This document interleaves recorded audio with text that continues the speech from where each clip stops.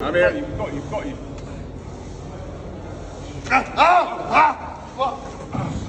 उन्होंने concentric failure का ध्यान नहीं दिया, मसल की टेंशन को उन्होंने एक्सीड कर दिया, ग्लोबल फेलियर हो गया, जिसकी वजह से उनकी मसल उनके टेंडन से अलग हो गई। कि आपके अंडर आर्म में एक ऑरेंज है, उसको आपने स्क्वीज करना है, तो आप जैसे ही ऐसा करोगे, ये क्यों है, आपको इससे समझ आ जाएगा कि आपका लैट एंगेज हो गया।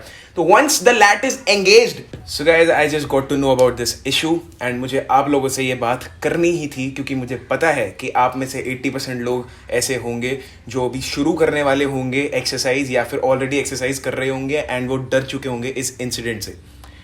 तो हुआ क्या, ये सब हुआ क्यों, मैं आपको ये बताता हूँ। जितने भी मेरी ऑडियंस है, जो भी मुझे सब्सक्राइब कर रही है या मेरा कंटेंट देख रही है, उन्हें एक चीज़ पता है कि मैं थ्योरेटिकल नहीं, मैं प्रैक्टिकल बात करता हूँ। अगर आप इस वीडियो में देखोगे कि जो बॉडी बिल्डर है वो जब बेंच प्रेस कर रहे थे तब वो बहुत ज़्यादा स्ट्रगल कर रहे थे। There are 2 types of range of motions, specifically concentric range of motion and eccentric range of motion. Concentric का मतलब जब आप ऊपर जाते हो और अपनी मसल को कॉन्ट्रैक्ट करते हो, इसेंट्रिक का मतलब जब आप नीचे आते हो और मसल को लंबा करते हो, लेंथन करते हो। बॉडी बिल्डिंग प्रोटोकॉल का सीधे शब्दों में, शॉर्ट वर्ड में सिर्फ और सिर्फ एक ही पर्पस होता है कि अपनी मसल को हमने टेंशन देनी है, मसल को डिस्ट्रॉय करना है, मसल को आइसोलेट करना है और उसे ग्रो करवाना है। जितना ज्यादा आप मसल को आइसोलेशन पे ध्यान दोगे बॉडी बिल्डिंग में एंड उसके बाद उसके रिपेयर पे, रिकवरी पे, उतना ज्यादा आपकी बॉडी बिल्डिंग में ग्रोथ होगी। पावर लिफ्टिंग का एम ये होता है कि आपको आउटपुट जनरेट करना है। आपको मतलब नहीं है कि भाई मुझे मसल को अच्छा करना है या मसल को बड़ा करना है या मसल को एस्थेटिक लगवाना है, कि नहीं। आपको ये देखना है कि अगर मैं कोई मूवमेंट कर रहा हूं, फॉर एग्जाम्पल मैं एक बेंच प्रेस कर रहा हूं, तो उसके अंदर मैं कैसे एनर्जी लीक को प्रिवेंट करूं एंड मैं आउटपुट जनरेट करूं मैक्सिमम।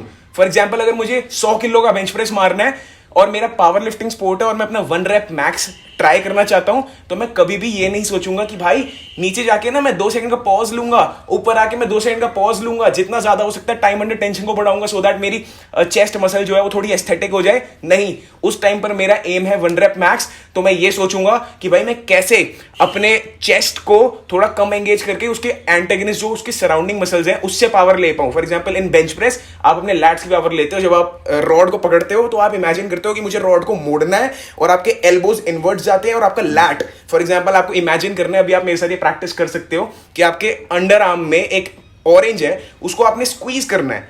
तो आप जैसे ही ऐसा करोगे, ये क्यों है, आपको इससे समझ आ जाएगा कि आपका लैट एंगेज हो गया। तो once the lat is engaged, तो आप जब आप ऊपर जाओगे एंड अपने लैट को एंगेज करके ऊपर लाओगे, तो आप देखोगे कि आप ज्यादा वेट उठा पा रहे हो। पर क्या उसका मतलब यह है कि आपने बॉडी बिल्डिंग प्रोटोकॉल्स को सेटिस्फाई कर दिया और आपकी चेस्ट के लिए वो बहुत ज्यादा अच्छा है? अगर आपको सिर्फ चेस्ट को ग्रो करवाना है या चेस्ट के लिए आप वो एक्सरसाइज कर रहे हो, एब्सोल्युटली नॉट। वो सिर्फ आउटपुट जनरेशन के लिए अच्छा है, क्योंकि आपने एनर्जी लीक प्रिवेंट किया and you generated the desired output. अब बात करते हैं, अगर आपको आउटपुट जनरेट करना भी है, यहां पर जितने भी पावर लिफ्टर्स हैं वो मुझे समझेंगे, क्योंकि I have been into power lifting.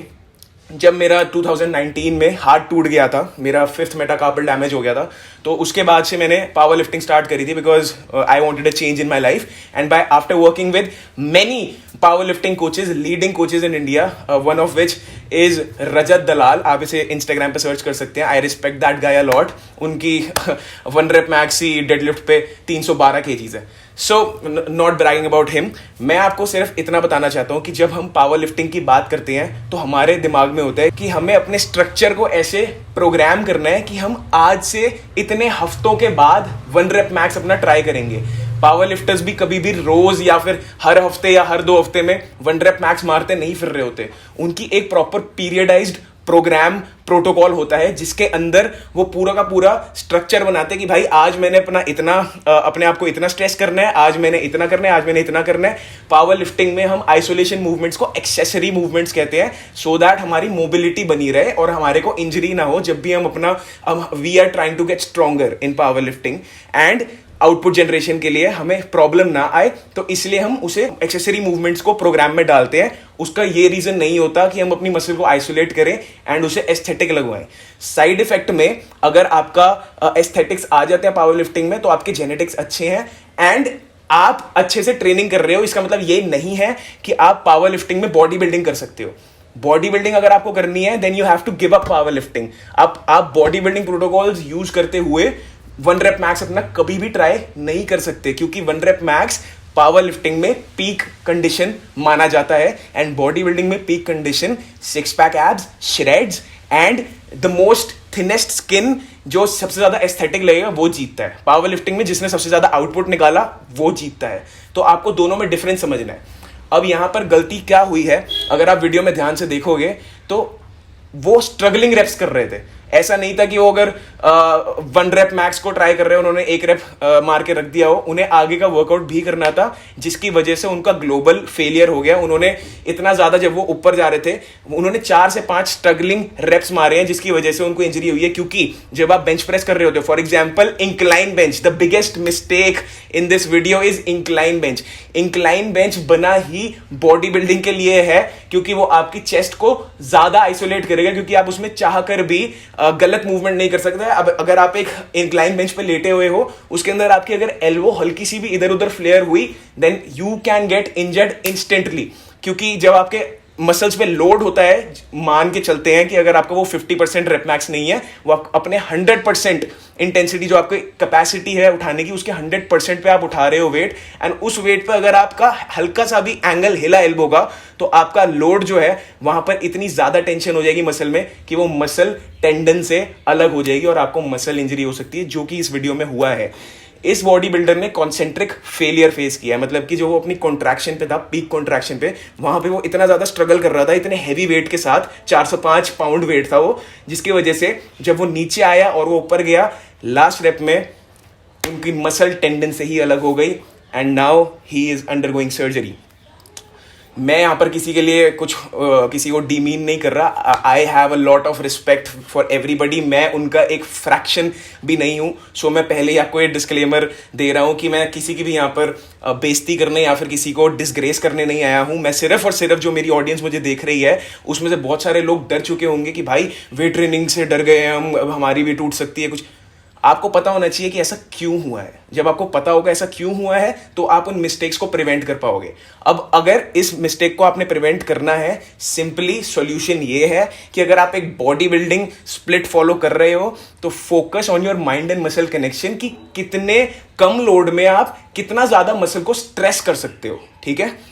उसके बाद रिकवर करो। And bodybuilding is simple, just break the muscles in the gym, repair them, recover, then further progressively overload in terms of volume, sets और load उसमें end में आते हैं। Body building में कभी भी लोड प्रोग्रेशन सबसे ज्यादा इंपॉर्टेंट नहीं होता, लीस्ट प्रायोरिटी होती है। हमें करना होता है लोड प्रोग्रेस, पर बहुत ही ज्यादा धीरे धीरे। उससे पहले हमारे पास बहुत सारे पैरामीटर्स होते हैं, mind and muscle connection, volume, जितनी आप एक्सरसाइजेस कर रहे हो, टोटल नंबर ऑफ एक्सरसाइजेस पूरे वर्कआउट में, टोटल नंबर ऑफ सेट्स लगा रहे हो, टोटल अमाउंट ऑफ लोड, कि मतलब कि फॉर एग्जांपल टोटल वॉल्यूम का फॉर्मूला है कि आपने अगर 4 एक्सरसाइजेस लगाई हैं, एक्सरसाइज अपने बाइसेप्स की, एंड उसमें आपने हर एक्सरसाइज के 3 सेट्स लगाए हैं, और हर एक्सरसाइज में मान के चलते हैं अगर आपने 10 केजी लोड यूज किया है, तो आप उसे मल्टीप्लाई करके टोटल अमाउंट ऑफ केजीज निकालोगे कि आपने आज कितने केजीज टोटल उठाया है जिम में, और उसमें आप वीक बाय वीक थोड़ा सा इंक्रीमेंट करोगे। एंड साथ में अपने mind and muscle connection and volume and set progression, speed of the rep, sustaining the rep, बहुत सारे प्रोटोकॉल्स हैं।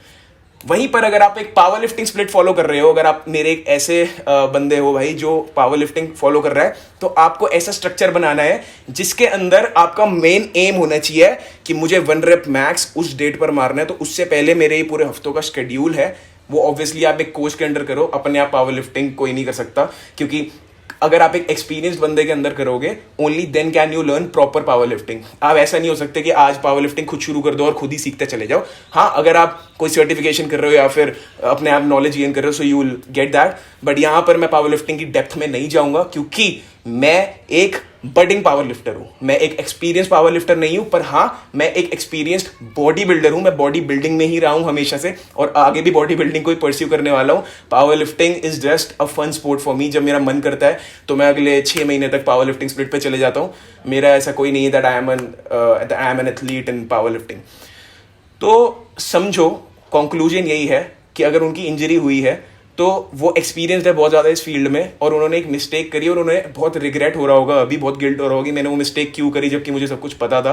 पर इंसान से गलतियां हो जाती हैं, और इसीलिए वो अभी इस गलती का भुगतान कर रहे हैं, और कुछ भी नहीं है।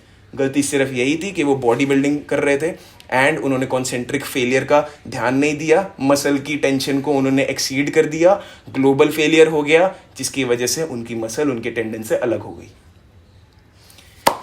आई hope I could just enlighten you with the best of the facts as always, and मैंने आपकी कुछ हेल्प करी। If I helped you then please share this video with anybody अगर आपको लगता है किसी और की हेल्प होगी। एंड अगर आपको कोई डाउट है so do leave that doubt in the comment box below. I love you all. I'll see you in my next video. Bye guys.